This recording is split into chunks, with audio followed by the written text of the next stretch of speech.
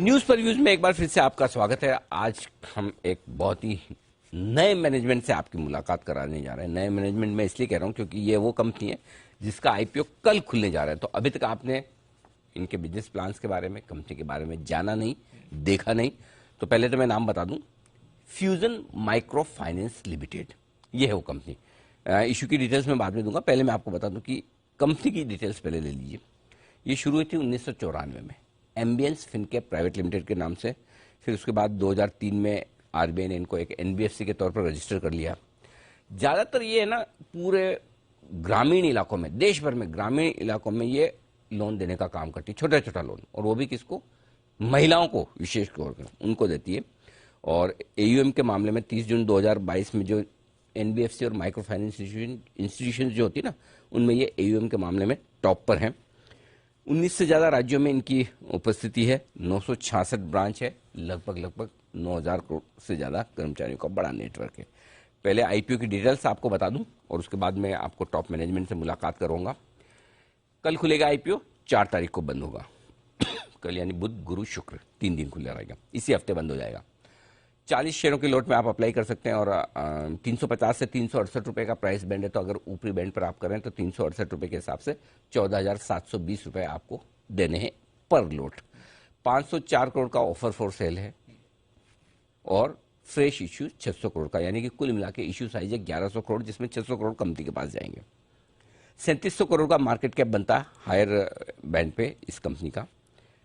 अब आइए मुलाकात कीजिए मैनेजिंग डायरेक्टर और सीईओ देवेश सचदेव साहब हमारे साथ कार्यक्रम में शामिल हो रहे हैं, जो कि एक्सेलराई जमशेदपुर से आपने लॉजिस्टिक्स और सप्लाई चेन मैनेजमेंट में आपने पोस्ट ग्रेजुएशन किया है। हार्वर्ड बिजनेस स्कूल अमेरिका से आपने स्ट्रेटेजिक लीडरशिप में बड़े प्रोग्राम्स किए हैं।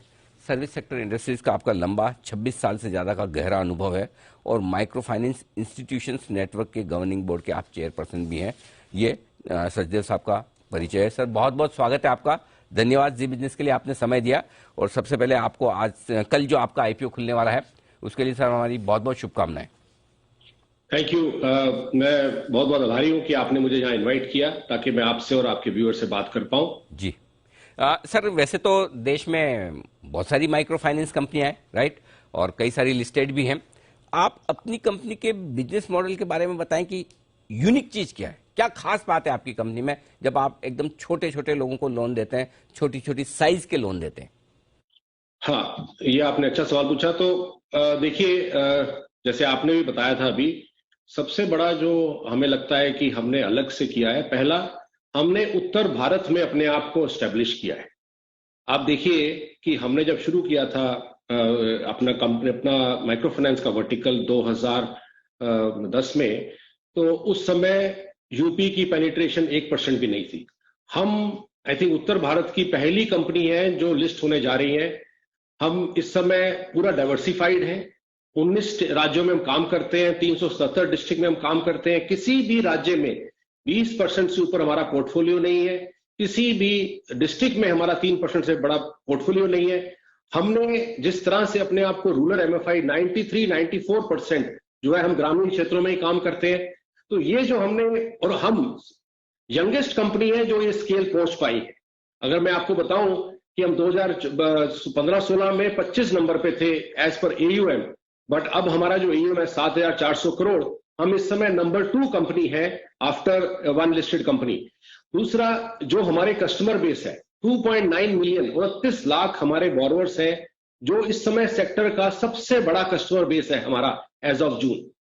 दूसरी चीज आई थिंक जो हमने बहुत तरीके से करी है कि हमने जो रिस्क और ग्रोथ को मैनेज किया है, 12 साल में डिफरेंट साइकिल्स में मैनेज करने के बाद भी, सारे साइकिल्स को देखने के बाद भी हम नॉट ओनली साइकिल से निकले हैं बट इसमें ग्रो किया। जैसे मैं आपको एग्जांपल दूं कि मार्च 2020 में जब कोविड शुरू हुआ था, हम 3600 करोड़ का पोर्टफोलियो था, आज हमारा 7400 करोड़ का पोर्टफोलियो है।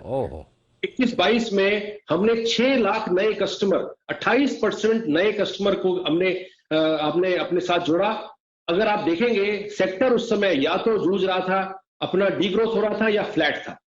चौथी चीज जो हमें अलग है, जो हमने वॉबक पिंकस एक global $44 billion private equity fund है, जिसने जो अर्ली बैकर रहा है कोटक का, एयू स्मॉल फाइनेंस बैंक का, आईडीएफसी फर्स्ट बैंक का, भारतीय एयरटेल का, पीवीआर सिनेमा का। उनको उनका ये पहला इन्वेस्टमेंट है। ग्लोबली उन्होंने किसी भी माइक्रो फाइनेंस कंपनी में इन्वेस्ट नहीं किया है। फ्यूजन में उन्होंने 2018 में इन्वेस्ट किया था, तो ये एक बहुत यूनिक है। चौथा जो है, मुझे लगता है कि जिस तरह से हमने लायबिलिटी मैनेज किया है, मैं आपको बता दूं इस समय स्टेट बैंक ऑफ इंडिया हमारा सबसे बड़ा लेंडर है, 6,000 करोड़ से हमारी लेंडिंग है। और सारे बड़े bank, ICICI, axis bank, HDFC, bank of Maharashtra, bank of Baroda, जितने भी हिंदुस्तान के बैंक हैं, सबसे हमें लेंडिंग मिल रही है। हमने बड़े वेल ग्राउंडेड कंपनी को क्रिएट किया है और इस 12 साल में इसी का कारण है कि आज हम इस पोजीशन पे आए हैं और अभी बड़ी रिस्पॉन्सिबिलिटी से हम इस समय मार्केट में अपना पब्लिक इशू ला रहे हैं। ठीक बात है सचदेव साहब, बहुत बढ़िया, आपने पूरे विस्तार से अच्छे से बिजनेस मॉडल बताया। अब सर जो सवाल मेरा ये है कि क्योंकि आपने कहा 29 लाख कस्टमर हैं, राइट, महिलाएं ज्यादा हैं ज्यादातर, ऑन एन एवरेज किस साइज का लोन देते हैं आप, मतलब अमाउंट क्या होता है? दूसरा, ऑन एन एवरेज कितने समय के लिए देते हैं? और दूसरा ये कि ये जो लोन होते हैं क्या कोई आप सिक्योरिटी लेते हैं या अनसिक्योर्ड टाइप के होते हैं, और फिर इनमें वापस पैसा आने की जो थोड़ी रिस्क रहती है छोटे लोन्स में, उसको कैसे मैनेज करते हैं? जी देखिए, पहला मैं बता दूं, ये सारे लोन हम महिलाओं को देते हैं जी, और ये इसमें कोलेक्ट्रल फ्री लोन है, कोई कोलेक्ट्रल नहीं लिया जाता। इसमें only colorectal is social colorectal. Okay. इसमें क्या होता है, महिलाएं ग्रुप में इकट्ठा एक दूसरे के लिए की गारंटी देती हैं और उसमें लोन दिया जाता है।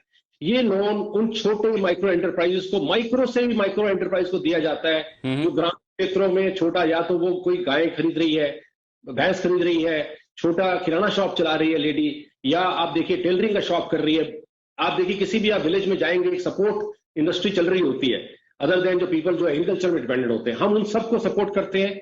और दूसरा, अगर आप देखेंगे जो हमारा लोन साइज है, हम 15 से 20,000 का लोन, पहला लोन के बीच इसके शुरू करते हैं। और जो बहुत ही मैच्योर, जो हमारे साथ 6, 7, 7, 8 साल से जुड़े होते हैं कस्टमर हैं, उनको हम हाईएस्ट लोन देते हैं 80,000 का।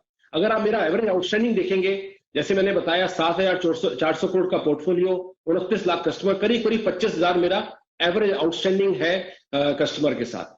और आप अगर दूसरी आपने बोली एसेट क्वालिटी की बात, देखिए अगर मैं ये 2-3 जो साइकिल कोविड का वो सब छोड़ दूं, तो मेरा जो हमारा जो क्रेडिट लॉस रहा है वो 1% से कम रहा है, क्योंकि हम ये मानते हैं कि जो वुमेन होती हैं वो क्रेडिट वर्दी होती हैं। इनफॉर्मल सोर्सेज से अलग उनको हटा के हम इनमें फॉर्मल उनको डोर स्टेप सर्विस दे रहे हैं। कोलेक्ट्रल फ्री लोन है, बड़ा ट्रांसपेरेंट है, आरबीआई का पूरा कोड ऑफ कंडक्ट, पूरा रेगुलेशन है हमारे ऊपर एप्लीकेबल। इसी का कारण है, अगर आप सेक्टर को देखेंगे, ये सेक्टर 15,000 करोड़ था 2010 में, आज ये 2.5 लाख करोड़ से ऊपर का सेक्टर है और ये मॉर्गेजेस के बाद सेकंड लार्जेस्ट सेक्टर है। अच्छा सर, एक चीज और बताएं, चूंकि आईपीओ में थोड़ी स्टेक तो प्रोमोटर्स बेच रहे हैं, थोड़ी आपके दूसरे इन्वेस्टर्स भी बेच रहे हैं, तो क्या वजह है प्रोमोटर्स स्टेक बेचना चाहते? चलिए, इन्वेस्टर्स को तो आपको एग्जिट देना पड़ता है, समझ में आता है कि भाई उन्होंने बहुत पहले पैसा लगाया। वॉरबर्ग भी बेच रहे हैं सर इसमें 2018 में जिन्होंने पैसा लगाया।